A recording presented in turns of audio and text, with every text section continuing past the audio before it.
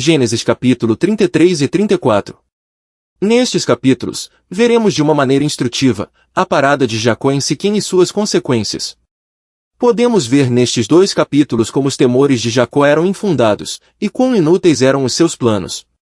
Não obstante a luta, o toque da juntura da sua coxa, e o coaxar, vemos Jacó ainda ocupado com planos. E levantou Jacó os seus olhos e olhou, e eis que vinha Esaú, e 400 homens com ele.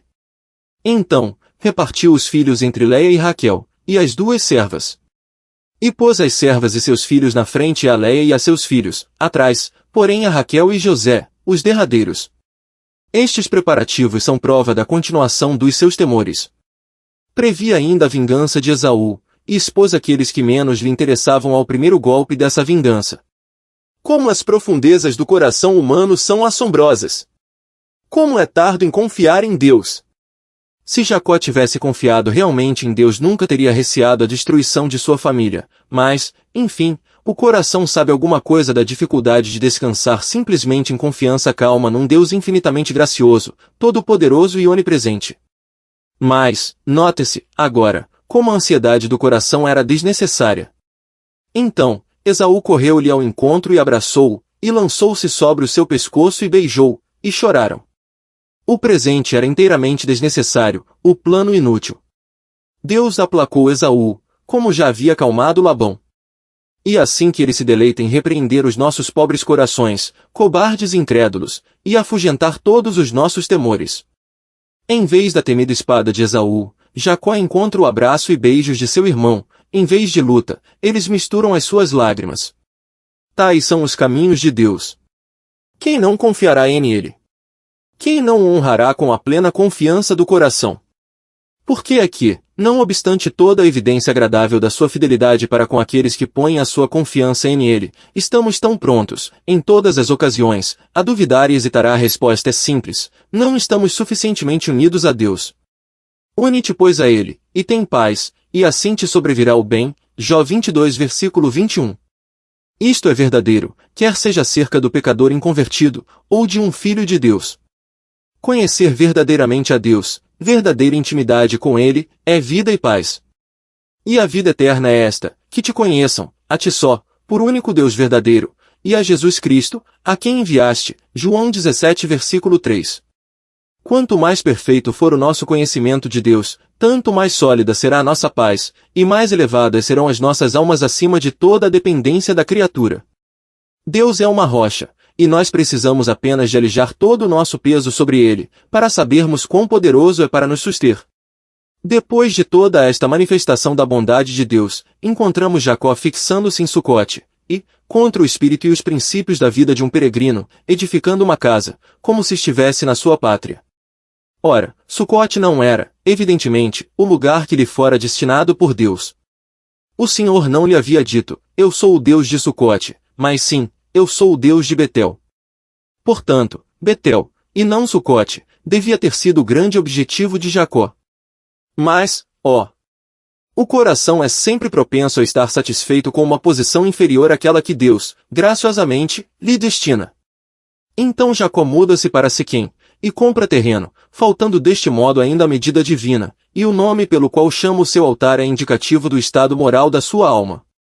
Chama-o Eloi Israel, ou Deus, o Deus de Israel. Isto era fazer uma ideia muito contratual de Deus. Verdade seja que é nosso privilégio conhecer Deus como nosso Deus, porém é muito melhor conhecê-lo como Deus da sua própria casa, e contemplarmos-nos a nós próprios como partes dessa casa. É privilégio do crente conhecer Cristo como sua cabeça, contudo é maior privilégio conhecê-lo como a cabeça do seu corpo, a Igreja, e conhecermos-nos como membros desse corpo. Teremos ocasião de ver, quando chegarmos ao capítulo 35, como Jacó é levado a formar uma ideia de Deus mais elevada, em si quem ele estava numa condição espiritual baixa, e foi obrigado a sentir as suas consequências, como sucede sempre que não alcançarmos a posição que nos é destinada.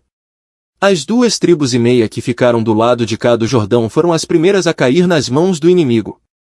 Assim aconteceu com Jacó. Vemos, no capítulo 34, os frutos amargos da sua peregrinação em Siquém.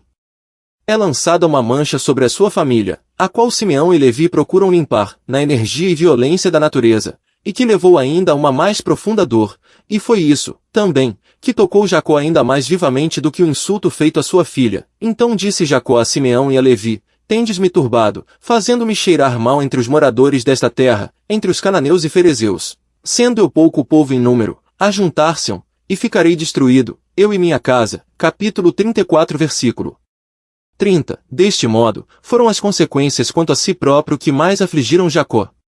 Parece que viveu sempre em constante perigo para si e sua família, mostrando em toda parte um espírito ansioso, cauteloso, tímido e calculista, inteiramente incompatível com uma vida de genuína fé em Deus.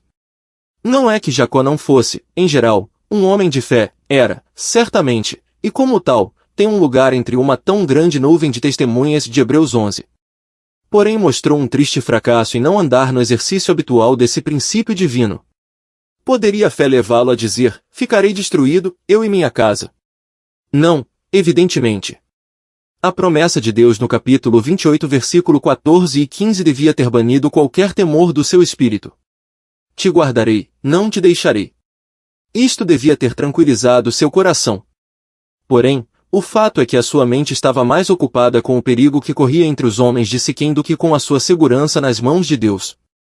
Devia ter sabido que nenhum só cabelo da sua cabeça poderia ser tocado, e, portanto, em vez de se preocupar com Simeão e Levi, ou as consequências do seu ato precipitado, devia julgar-se a si próprio naquela posição. Se não se tivesse fixado em Siquém, Diná não teria sido desonrada, e a violência de seus filhos não teria sido manifestada. Vemos constantemente crentes passando por profunda dor e dificuldades por causa da sua própria infidelidade, e então, em vez de se julgarem a si próprios, começam a ponderar as circunstâncias e lançam sobre elas a culpa. Quantas vezes vemos pais crentes, por exemplo, em aflição de alma quanto à travessura, rebeldia e mundanidade dos seus filhos, e, ao mesmo tempo, eles são os próprios culpados por não andarem em fidelidade perante Deus quanto às suas famílias. Foi assim com Jacó. Estava em terreno moral baixo, em Siquém, e, visto que lhe faltava aquela sensibilidade refinada que o teria levado a detectar o baixo terreno, Deus, em verdadeira fidelidade, usou as suas circunstâncias para o castigar. Deus não se deixa escarnecer, porque tudo que o homem semear, isso também ceifará. Gálatas 6 versículo 7. E um princípio do governo moral de Deus, um princípio de cuja aplicação ninguém pode escapar, e é uma misericórdia para os filhos de Deus serem obrigados a ceifar os frutos dos seus erros. E uma misericórdia ser-se ensinado, de qualquer modo, da amargura de deixar ou não de contar com o Deus vivo. Temos de aprender que este não é o nosso repouso, porque, bendito seja Deus, Ele não nos daria um repouso manchado. Ele quer que descansemos em e com Ele próprio. Tal é a sua graça. E quando os nossos corações duvidam, ou fracassam, a sua palavra é: se voltares, diz o Senhor, para mim voltarás. Jeremias 4 versículo 1. A humildade falsa, a qual é apenas o fruto da incredulidade, leva o extraviado ou apóstata a tomar uma posição inferior, desconhecendo o princípio ou medida da restauração de Deus.